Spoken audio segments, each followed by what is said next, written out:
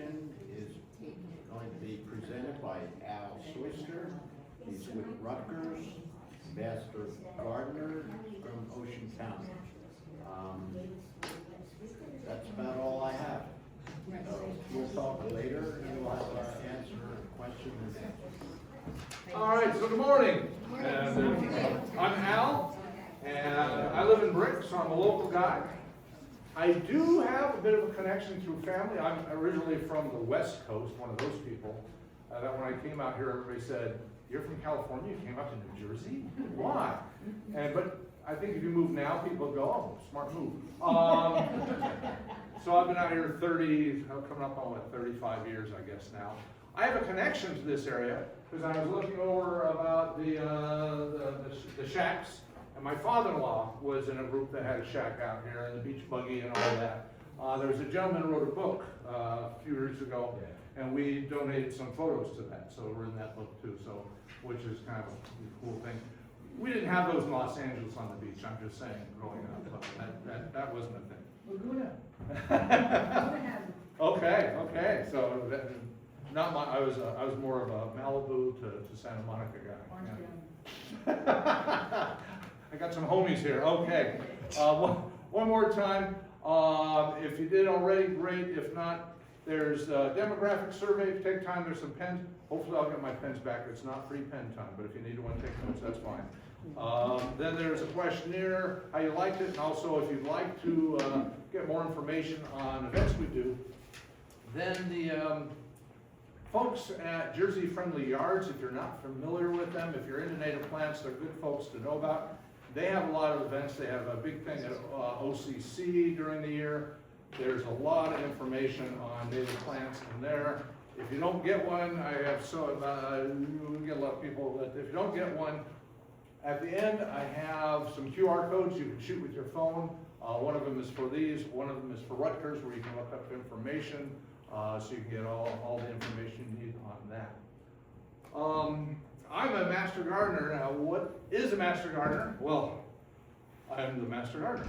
I went to school to become that, and basically Rutgers is in charge of New Jersey.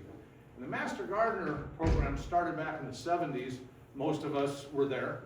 And back then I remember ecology became big, and the Whole Earth Catalog, if you remember that one, and all these things, and people started getting into, we got a couple seats up in front and a couple here and there. Wow, I didn't know we packed them in like this. This is great. And so a real awareness of growing your own and gardening became big in the 70s. Well, you have the extension bureaus, the folks who are trying to take care of the farmers and the commercial growers, and all of a sudden all these homeowners start calling them and saying, "Hey, we need help with our yard, with our garden and this." And they just didn't have the bandwidth to be able to manage that. So somebody back in the state of Washington said, "Why don't we get some volunteers?" And thus was born the Master Gardener program. So it evolved. Now I think every state has a Master Gardener program. In New Jersey, I think all but 3 counties have programs. And here they're overseen by Rutgers. So I'm a Rutgers Master Gardener from Ocean County. And we have 150, 180 volunteers. If you're interested, you can look up Master Gardeners Ocean County. Find us. We have a Facebook page and a website, and there's a class every year. The current one is just close to finishing up, but it's quite a bit of information. I was amazed because of the level of instruction. It's people from, a lot of them are from Rutgers, some of the top people in the industry of turf science and all these other things. So it was a lot of fun. And then you have your volunteer hours you have to keep up, and training hours and education. So there's a lot behind it, but it's very, very rewarding. So there's the pitch for that. I got involved because from a young age, when I was going to school in Southern California, Mrs. Wheaton in 3rd grade, we had to go out and learn gardening. And they had a big plot, and all the 3rd grade classes would go out there and pitchfork and start tilling it, and then we grew a lot of radishes and carrots, neither of which I liked. I was not a vegetable kid, but it kind of, I thought, I can take this little thing and put it in the soil and something comes out. That's pretty cool. And from then on, I had an interest. I've done a lot of things. I was a career Navy, I was a US Navy chief, and I miss gardening, sitting on a big aircraft carrier or destroyer, and I miss fresh food and stuff because everything's boiled and fried. So that just reinforced my love of gardening. So today, we're going to talk about native plants. And I hate to tell you, now you're here, and we've locked the door, I believe, there is a quiz to get out. There is over 2,000 native plants to New Jersey. And you'll have to know all the scientific names before you get to leave. So I see somebody bought a beverage, that's probably good. If you have snacks, I'd be careful because it's going to get a little ugly if we don't get out of here. With that, and I like to keep light. If you have questions, great. If there's something we can't answer right now, I'll get information and we can get from our folks. I mentioned Whitesville Road. We have the extensions station there. That's where we're based out of. And services we provide, this is one of them that we come out to the community and do lectures. We also have a hotline, which I think I have at the end of here, and you can dial that up. If you're like, why is my plant dead? You can call us up and we'll say, well, I don't know. Yeah, I can't see your plant, so I wouldn't know. So you can actually bring it in. We also go all around, we do a houseplant hospital and Ask a Master Gardener. It's at Ocean County Mall and different places. And so you can go in there. If you're having issues and your plant is dead, you can actually, if you're in Toms River, bring it by and our volunteers will look at it and diagnose it. So we can help you with all sorts of different things. We also have a tick lab, which is really cool. Anybody like ticks? Cool, you know, nothing like a good gorged deer tick. And if you find a tick, hopefully running around in the wild, or maybe not so wild on your arm or something, you can take it off and bring it to us, and we can identify what type of tick it is. And then also by looking at its state of being, saying that there's, if it's not gorged or male or female, we can let you know the probability, if it's the type that carries the disease and whatnot. And we can't say you should get looked at by a doctor, but we could, say the chances are maybe you want to go see a doctor. We can't test them. You have to, the state used to do that. They don't do it anymore. You have to put it off to a private lab. But you can at least find out what it is, what are the chances, and then decide if you're going to go see your doctor. So we do that too. But that's a lot of fun. Ticks, they're cool. All right, so, and again, the plant sale coming up, don't miss that. So there we are. All right. So there's our demographic survey, don't miss that. There's our, let's see, where's my laser? There's our hotline, 732-349-1245. It's open most days 9 to noon, and but at the extension center they have 4-H, they have marine sciences, they have all sorts of things going on there. Very cool place. And there, just in case you didn't get the information, I have to show these slides. There's that demographic survey once again. So, what is a native plant? And it's interesting that I have two definitions. They're both the same. One of them's a little bit more wordy and nice. But, as European settlers, once they showed up, that's when everything went downhill. Okay? And we were talking, I think it was Leif Erikson's friends. Or if you're, depending on where you're from, or Christopher Columbus. So I'll give both sides a little credit there. So once that happened, that's when things went awry, because that's when we started bringing things in. We've all heard the stories that, there was a problem, so we brought this plant in to fix it, and then it created a new problem, and on and on and on. So since basically Europeans showed up here, we've had a challenge and competition for the native plants. And with that ecosystem, with everything from insects up to large mammals, birds, that's impacted them all along. How many of you really focus, like, in your yard on native plants? Like, I'm just doing native plants. Anybody? Yeah, okay, not many.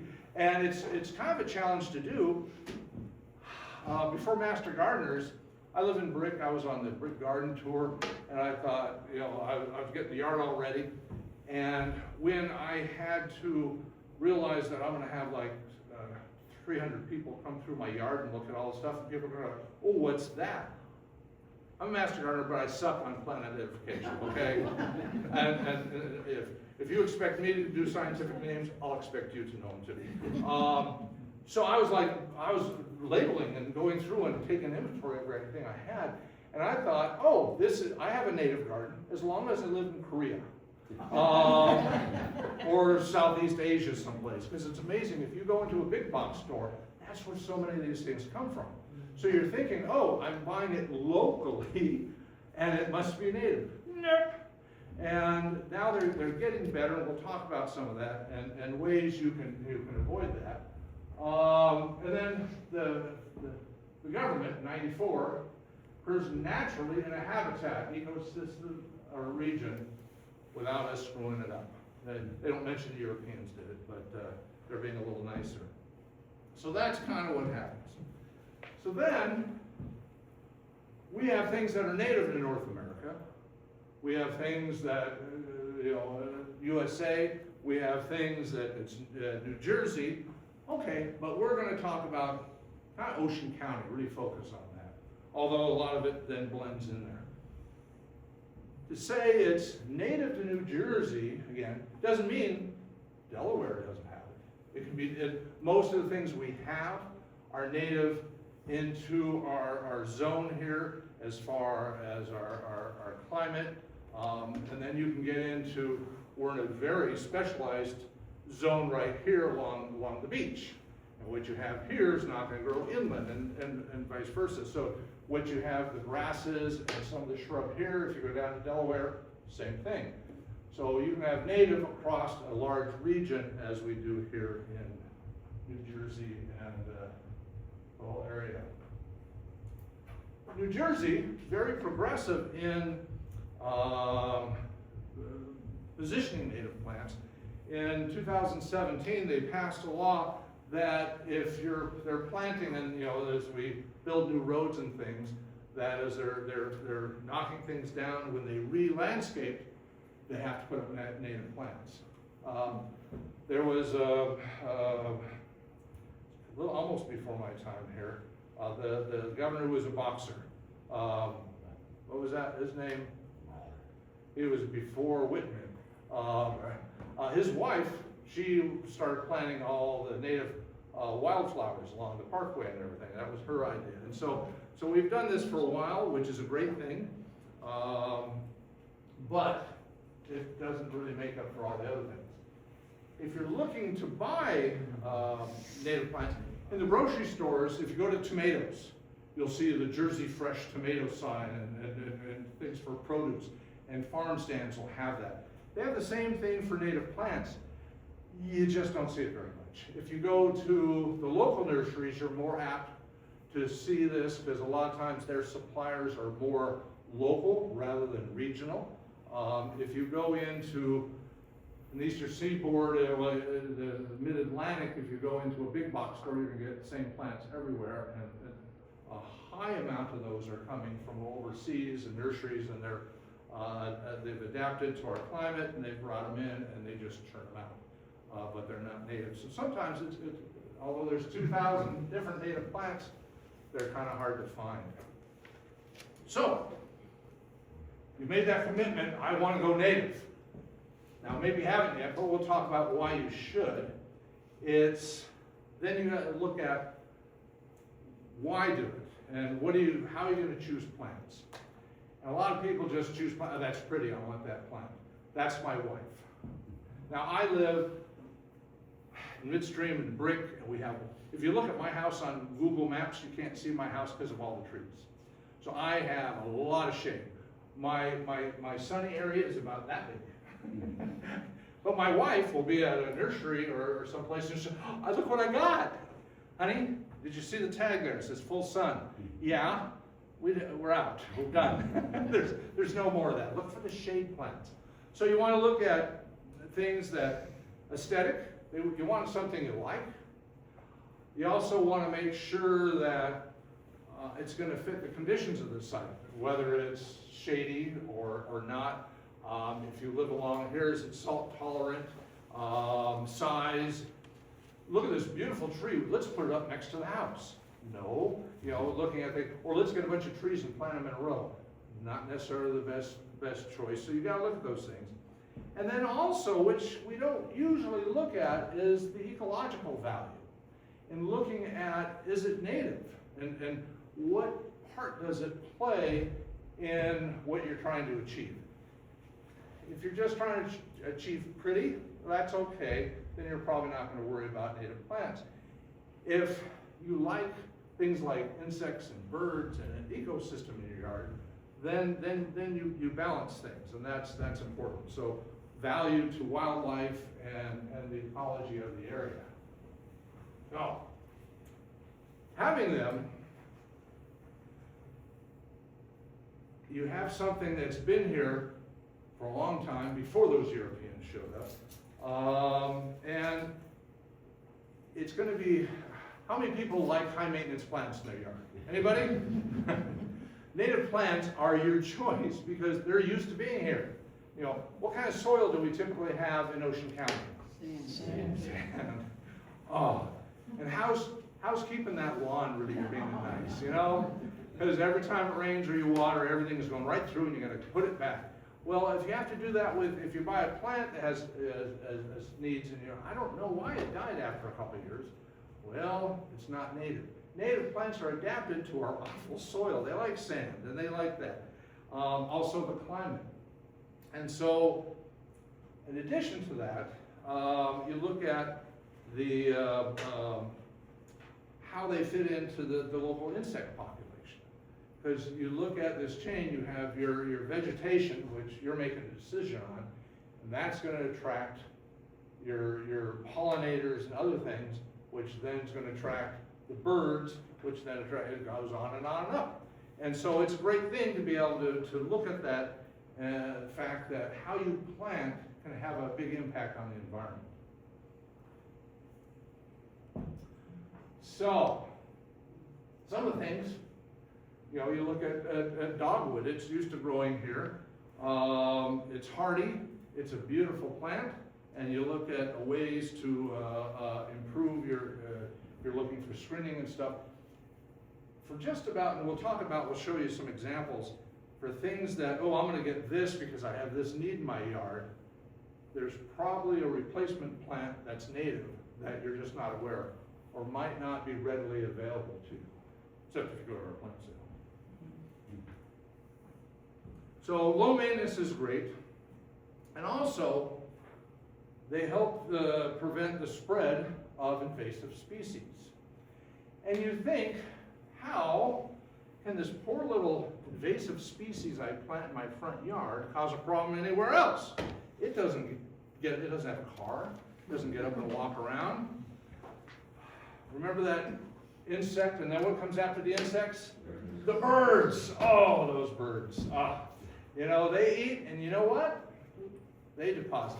And that's how they spread. And then there's the wind. And a lot of these plants are really smart.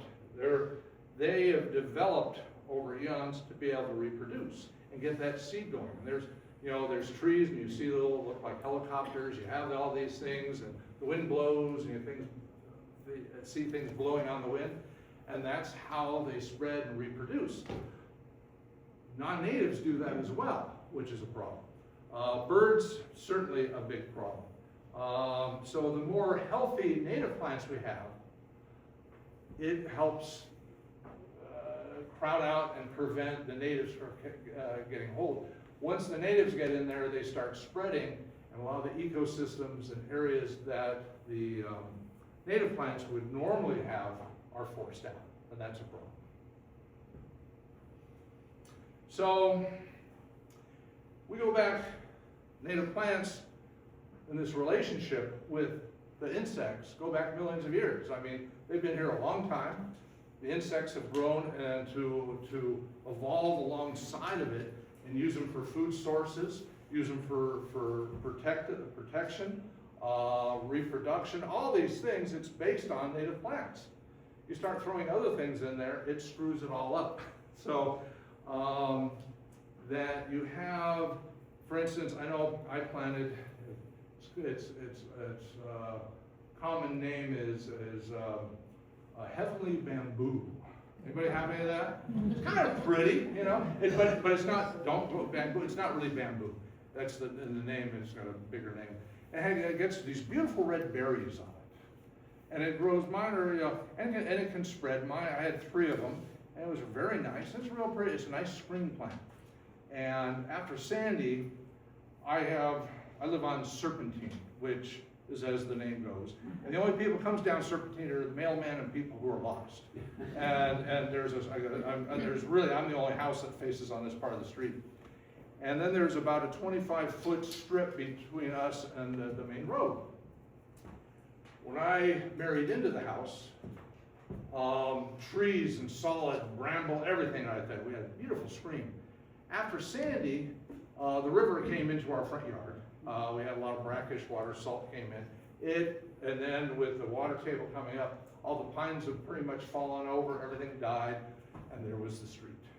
And so I have to do something. So I bought some cedars and put them in there, and they're about this big because I couldn't afford the ones this big. And then I got this heavenly bamboo and popped that in there. Okay, great, now I'm doing my thing. Well, the cedars got big, they got big. They're nice, except for the lady down the street every Christmas would steal the berries off of them.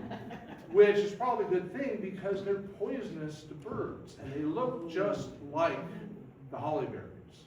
Oh, evil invasive species, you know, and that's an example of a problem. Now, thank goodness most of the birds are smart enough not to eat them because they'd stay there, and that way the lady down the street every year, and I would say, you know, I planted those are mine. I know, I'm sorry, but no. I moved them in the backyard. They're all mine now. So you have this interdependence of plants and insects and birds that when it's disrupted, that causes the ecosystem to have problems. Benefit to insects, well, you look at, I like this one. A plant that has fed nothing has not done its job. If you're just buying a plant to look pretty, we're missing. There's close to a million known insects. There's probably more of that we don't even know about. And you look at how interdependent with the food systems they are and our food sources, and that we provide, you know, pollinators and all these other things, what they need, that helps the ecosystem go up. It's interesting, you can't see my house, the people next to me moved in, and what few trees were, they cut every living thing down on their lot and put up the big plastic fence, you know, the big glaring white fence. I'm like, ah. And it's interesting, and they have small children. I'm like, they're never going to get the joy of walking out and having butterflies and stuff. They can come next door because we have all that. But they just, I don't get it. I don't get it. It's just, even non-natives will give you some joy and pleasure in there. But if you don't have them doing this, and again, that layering, we live basically across the street from the river. That's why it ended up in our front yard. And we have ospreys that are just right on the Titaconk right by us. And they come flying, screeching overhead. And a couple of years ago, we had a pair of Cooper's hawks that decided they would range in our area. If you've ever heard them, they can be really annoying because they make a lot of noise, they fly around. They had an offspring, and then after that, the offspring decided this was his area. And I thought, you know, I grew up in Los Angeles. We had sparrows, crows, and seagulls. That was our birds, you know. So I'm like, oh, this is great. And so I thought, I walked out one day, and I got to the end of my walkway and I looked down, and there's like this guy sitting there eating something, and he's looking at me like, back off. And I'm like, okay, cool. You know, it's not a sparrow. So it got me like, okay, this is cool. He's killing stuff in my yard. I can deal with that. And then I looked it up, and it said if you have Cooper's hawks in your yard, you have attained a great ecosystem. Well, because we have these plants, we've got the insects, we've got the little birds, which are eaten by the big birds, and the squirrels and everything else. I thought, that's great. And then it was comma, but there will be blood. Oh, that's the part my wife didn't like. So we've created this great ecosystem in our yard, even though next door there's nothing. We have crazy birds, insects, everything going on, and it's a wonderful thing to have that and experience that. And I think the reason you're here and support this amazing place and are here to hear about native plants is because that's important to you. And that's why we're talking about these things. And you look at plants, be they grasses, shrubs, trees, they need the pollinators. They need those insects, part of the ecosystem, to be able to continue to reproduce and spread. You look at what our world would be without insects, and the whole food chain would collapse. Very, very important. Even our friendly little spiders. Anybody loves spiders? I have my favorites. There's some, you know, but bees, you know, bumblebees and stuff. I stepped on a hornet's nest as a child in White Day Camp. And luckily it was the last day, and so none of my friends talked to me because everybody got stung. Wasn't really big on stinging insects after that. Living in New Jersey, and with all these things, I have now really, really enjoyed the bees, the bumblebees, the native bees. There's so many native bees. I love engaging with the big bumblebees. I read there's a thing, bee identification. They said bumblebees are like the panda of the bee world. And they're just big goofy things, you know. And and we have a pool, and my wife it freaks her out a little bit. One lands in the pool, I go scoop them up. I'm like, I blow them off. I'm like, are you okay? Okay. I'm like, all right. She's like, what are you doing? You know, it's a bumblebee. You know, they're nice, and they are. And you know, you have the support for these things and be able to engage with them. It's a wonderful thing. So, we're looking at plants as decoration, many people, rather than part of this cycle that allows us to have all these things. How many sculptures do you want in your yard? These people that have these over-trimmed things, the little corkscrew arborvitae thing, the tree, this is my interpretive dance. My wife, she says, don't do it. And I said, I have to. I love interpretive dance. And you have this tree that should be going like this. And they have this one that usually sticks out over the street. It's going like this. You know, and it's like, it's just one branch. It's like the dumbest looking tree. It's not native. Why do they have that? Oh, it's so unique. Yeah. But it's anyway, that's personal. Do you want sculptures? Or do you want an ecosystem that's thriving in your yard? That's the big thing, and that's a wonderful place to be.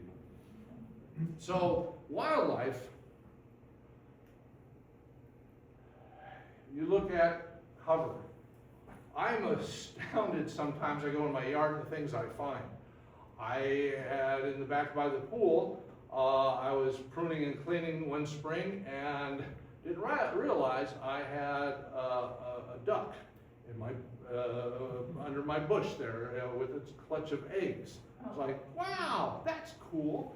You know, we have a laurel right by the back door. Every time we walk by it, about 40 birds will use it for cover. Go flying out every time. It scares the bejesus out of me every time, especially it's evening. It's getting kind of dusk, and you walk by, and all of a sudden, boom, you know, you're about a foot away. It's a little crazy, but they need it for cover. You look at, if you love squirrels as I do, they need the food source. You look at butterflies, hummingbirds, and we talked about butterfly gardens, how important those are. That the hosts for the caterpillars, that so they can develop. be it monarchs, whatever it might be, that you have to have these things if you want to have that ecosystem. I have a question. Yes. How do you feel about hummingbird feeders? I think they have a place. I'm a gardener. This is my house. I'm a gardener. I'm not a botanist. But the thing is, because we've screwed everything up so bad, and the thing is, it supports a wildlife group that may otherwise not have enough food source. So yeah, it's just like, you look at, sometimes it's not good to feed wild things like maybe a fox locally, bad. They all do it, everybody does it, stupid. In Brick, it's against the law to feed squirrels. Yeah, so I feed the birds peanuts. Who am I to say, no, I try. They don't listen. So, but I think those sort of things, bird feeders, and especially depending on winter and location, and so often, you're making up for all those silly neighbors that don't provide natural habitat and cover.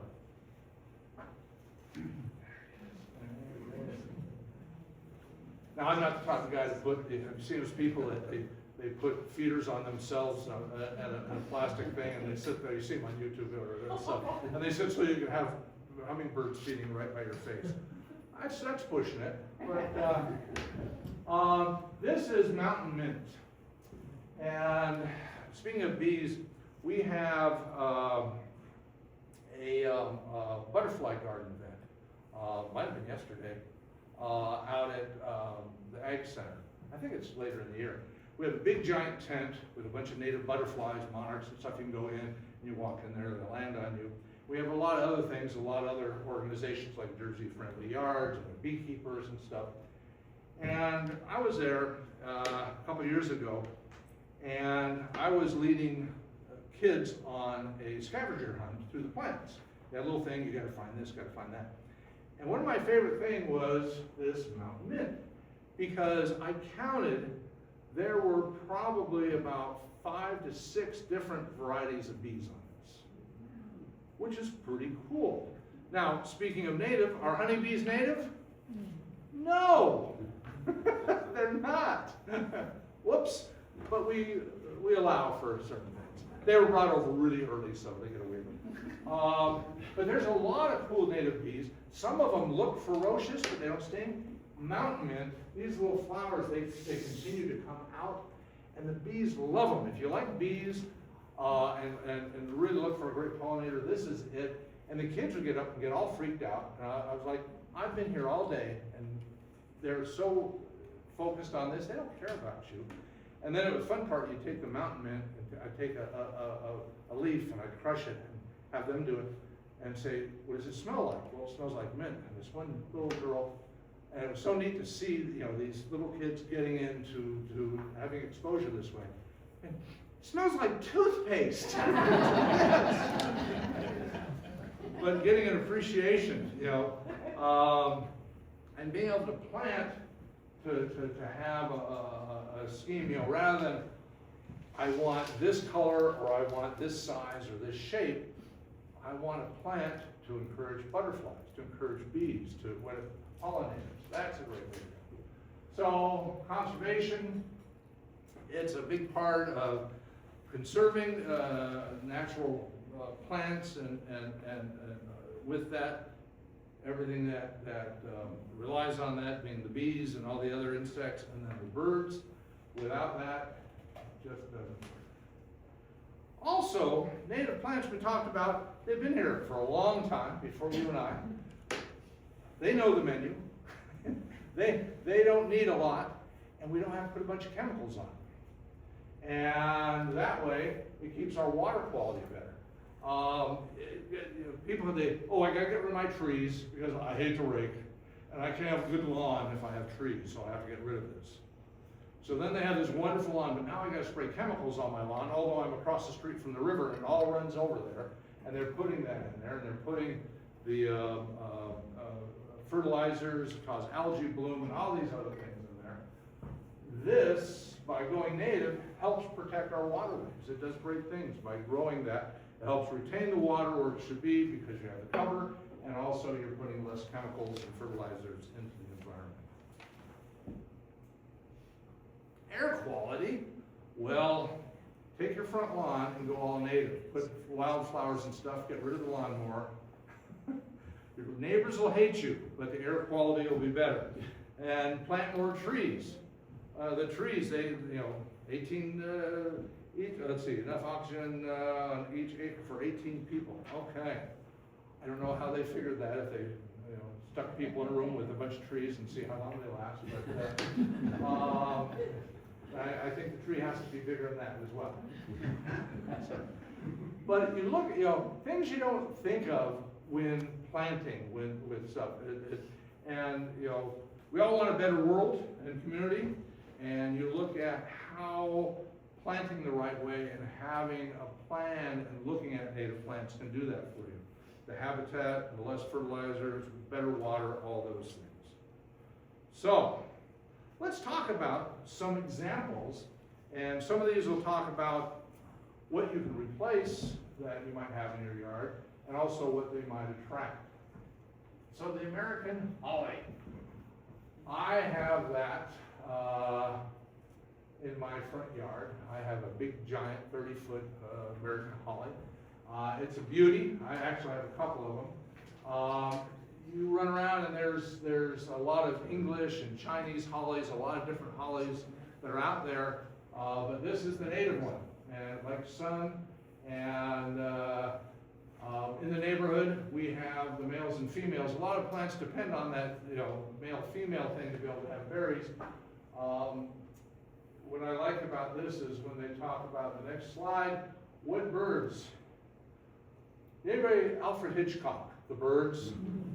I live that every year in the late winter. If anybody has a big giant holly in their yard, I had this year, I tried to count, but I couldn't take off my shoes fast enough, of robins. At one time, over about a 3-day period, each day, I had about 75 to 100 robins in my yard.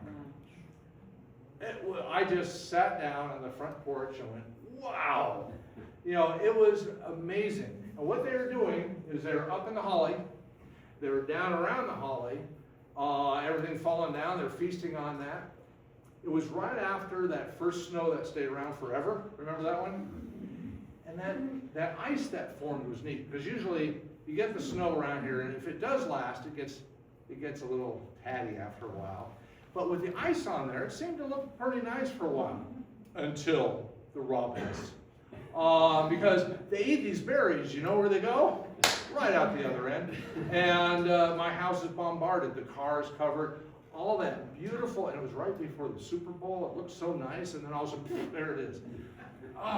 But I was amazed. Robins are very smart. The snow had piled up on my walkway. The wind was blowing this way, and so there was this ledge about 6 inches. They were actually taking leaf and grass materials from around the tree and putting them down on the ground and hunkering down under the edge of the snow while they're like, okay, I'm ready for round 2. It's like being at the buffet and they're going back for another. I'd never seen anything like it. I was just so fascinated. I've never, ever in my life seen so many robins in one place. Whatever was going on this year, we outdid the numbers. But that's an example of attracting wildlife to your yard and what you can do and the glories of it. The bayberry. There is a Japanese holly. The bayberry is a beautiful tree. And it grows quick, and it's a good screen. It's a good backdrop to a lot of things. Fairly available in the big box stores. You can find this pretty easy. So the holly, the American holly, and this, and again, the soil type, dry to moist, and it doesn't mind a little shade, which is a good thing. Serviceberry. There's the American serviceberry, and there's the Asian serviceberry. Don't be fooled. We did. we ended up, we had ordered some, and they came in, they weren't the Americans. We're like, what? And, we're master gardeners. So But Japanese maples, you have that leaf size, you have that color, and the service berry is just a beautiful thing. And if you're not familiar with it, the little berries you get are purplish, they're just beautiful. In the fall when you get those, it's an exquisite plant, very, very nice. We'll have, I believe, we'll have some of those at the plant sale as well. And boy, you get the berries coming out. You get a lot of birds that like those as well too. And the most unfortunate plant name, this plant, why did they call me a weed? You know, the Joe Pye weed. You know, I've never figured out, whoever named it he didn't like the plant apparently. And thought, this darn thing is growing everywhere, it's like a weed. And it's a beautiful plant. The purple flowers are very nice. Butterfly bush, I'm sorry, it's one of those invasive foreign things. Get rid of it. This is a good alternative. This will attract butterflies, do real well. That's something that we can see if we have some we can maybe give a donation of. But it's a great plant. We've had very good luck with it out at the garden growing these. Very easy to propagate. False sunflower. My mother-in-law has a whole stretch right along her house had these, and they're just beautiful. And they get big. They're good. They shoot up, and hers were about 4.5, 5 feet tall, beautiful. And my brother-in-law thought, what a mess, and he cut them all down.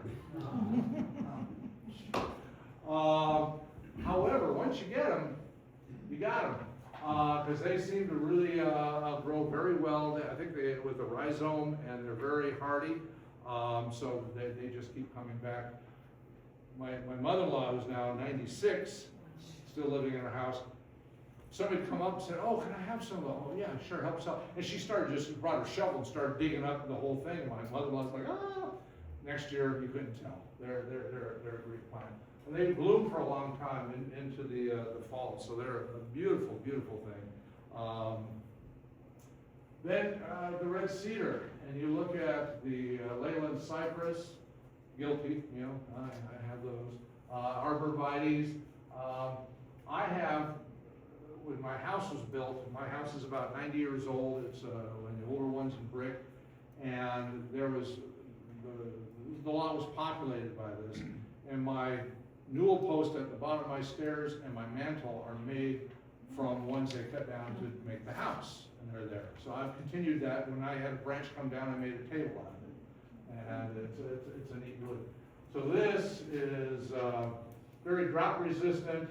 It grows big. Ours are sadly probably coming to the end of life. They've been there a long time. Screen early on, ours, maybe for second or third story windows, it's a good screen, but eastern red cedar. At the larger nurseries, you probably won't find these much at the big box stores, but if you go to a nursery, you can find them. And you like your blue and your red birds there because you get the berries there. Exceed, Bryopsis. And again, good ground cover, fill up a big area, gets large.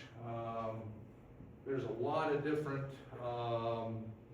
available. There's different varieties.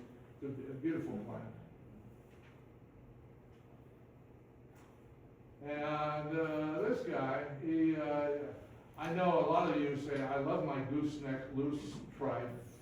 You know, that rolls off the tongue. You know, everybody has that. But again, a beautiful bloom on that, little clusters, and this pollinators do love this as well too. How many people can hardly wait for goldenrod to come out every year? Huh? Yeah. Oh boy. I went to an allergist years ago because and she came out and she says, well, I have good news and bad news. Oh. Says, well, you're not allergic to goldenrod. I said, great. However, there's another plant that's very similar, grows with it, you're allergic to that. So if you see this, you're gonna have problems. Oh, Butterflies love it though. they do. And there's now varieties, they've done some things, there's varieties, if you do like it, that aren't, we're not sensitive to as far as the allergens. So there's a variety of these. You see the environment these are growing in the sand, obviously here. What was once a weed is now being valued. And it's beautiful color, and again, why is it being valued? It's great for pollinator gardens and such, so that the insects love it. And it has a place. Chokeberry, all right. That's a nice one. And again, good size, a lot of different varieties of it as far as things, but you'll get a variety of different colored berries and such, and good along the coast with the salt spray.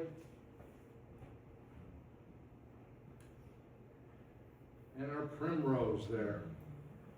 And on these, again, you look at soil type, and on the sheets, this sheet, for instance, from Rutgers, what's nice is they'll give you, well, they don't give you as much. This gives you, I think, let's see, soil, and they'll soil and light. And some of these you think, oh, that's perfect, but then you're out on the island here, and you need something salt tolerant. So before making a major purchase, certainly look at your lighting conditions, your soil conditions, but also if you live in a zone such as this, salt tolerant. The Rutgers, let's see if it's on there, where I got this from, it says for a complete list of our publications, visit njaes.rutgers.edu. You go there, and I'll give you the QR code. If you have a specific plant, you can type it in there, and they may have a sheet just on that plant, or a reference to it, something else. If that doesn't work, go on that interweb thing. It's really handy. And if you find something from Minnesota talking about the plant, maybe that's not your best choice, because our climate's not the same as Minnesota. If it's from Delaware, it's from Pennsylvania, yeah, you can probably look at that. So I would, and Penn State, and also Delaware, they have some, and you want to look for if you're looking for plant advice, don't go to Facebook. Go to, type in something and look for something such as Rutgers. Typically they'll have .edu. What I've done is I'll type in a plant name, I'll put in a plant name, and then I'll put .edu. And I'll get several listings from different agricultural groups that are valid rather than things. And if you've been on Facebook, you've probably seen these either giant plants or these crazy colors. They look like hostas, but they're bright purple and all these orange and stuff. There's no such thing. They're just selling you, it's like when you were a kid and you entered the contest to win the prize, you didn't win the prize. Okay. So a lot of these things, they may not be suited to your zone, but with looking at these is getting a sense of what do you want it to do. Before we started, somebody was asking about milkweed. What's milkweed good for? Why do we want to plant milkweed? Monarch butterflies, they need this to reproduce. So, is that all they need? No. So if you're like, I'm just going to plant milkweed. There you go, I'll have 100,000 monarchs. Problem is they're all going to starve, because after they reproduce, they need nectar sources, which this won't necessarily provide. So if you want to have monarchs in your yard, and you can register to be a monarch way station, which is kind of cool. What you want to do is have some milkweed, and that's what they reproduce, and they'll eat that. But also all the things that once they're out and about, before they take off, they can eat, get nectar from, so they can do that.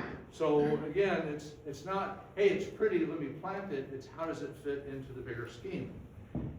And then also, there's more than one milkweed. This is where it is important to read the label. There's tropical milkweed. And the problem with tropical milkweed, not so much here because it will die off in the winter, but in the more temperate states, California, Florida, people who plant this thinking, ooh, it stays year-round. This is wonderful. What happens is the monarchs come down, and they know when they find milkweed, hey, it's time. You know, it's kind of like the Barry White's playing, and, you know, the bottle of wine's out on the counter. That's milkweed for them. So the problem is, it sticks around all year long, and so then the monarchs say, hey, milkweed, great, but it's the wrong time of year. And it doesn't help their cycle, and they get confused. So if you move to Florida, which eventually we all will, don't plant tropical milkweed. That's my pitch for the day. So that's my last little plant. I don't even know if it's native. I'm embarrassed by that. So you know, maybe it is. That's just a good way to finish. So questions? Yes.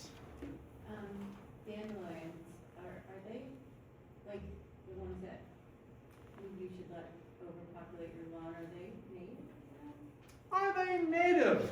I just saw one in a picture there, but I don't know if it's. Well, you would think so because they're everywhere.